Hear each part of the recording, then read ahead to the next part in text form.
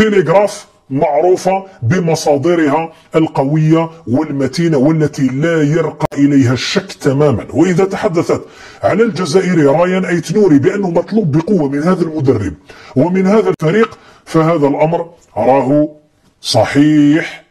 بيب غوارديولا المدير الفني لمانشستر سيتي قال لهم لإدارة الفريق لازم عليكم تجيبوا لي ظهير أيسر بمواصفات مهاجم، يدافع ويهاجم، يعطي تمريرات حاسمة ونلقاه من الناحية الهجومية، لأنه طريقة اللعب تاع غوارديولا المثلثات وتبادل المراكز على الرواق الأيمن وعلى الرواق الأيسر تسمح لي لاعب بقيمة بقوة بمواصفات بميزات الجزائري رايان أيت-نوري بالتألق مع فريق مانشستر سيتي الموسم القادم إذا تمت الصفقة.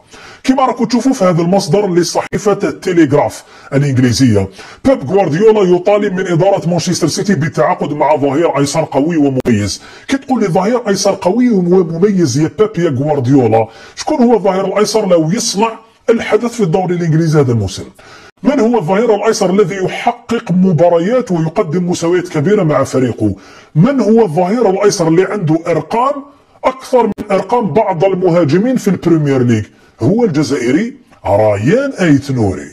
على قدم وساق حسب معلومات وصلتنا في إنجلترا في وولفرهامبتون من أجل تجديد عقد رايان أيت-نوري، وراهم في تواصل مستمر مع وكيل أعماله ومع النادي الفرنسي الذي باع العقد لفريق وولفرهامبتون. لكن باش يشريوا العقد تاعو مره اخرى ويجدوا له العقد لازم يحطوا قيمه ماليه يعطوها للنادي الفرنسي اللي كيديوه بين قوسين باش يقعدوا هما فقط اللي يملكوا العقد تاعو ويبيعوه بعد ذلك لمانشستر سيتي بقيمه ماليه قد تصل الى 50 مليون جنيه استرليني في الميركاتو الصيفي القادم، ويستفيدون من قيمة مالية كبيرة تدخل خزينة النادي. كي تقول انت وولفرهامبتون يبيع لاعب ب 40 ولا 45 مليون يورو، أي ما يعادل حوالي 54 مليون جنيه استرليني، فهذه القيمة تكفيه عامين ولا 3 سنين.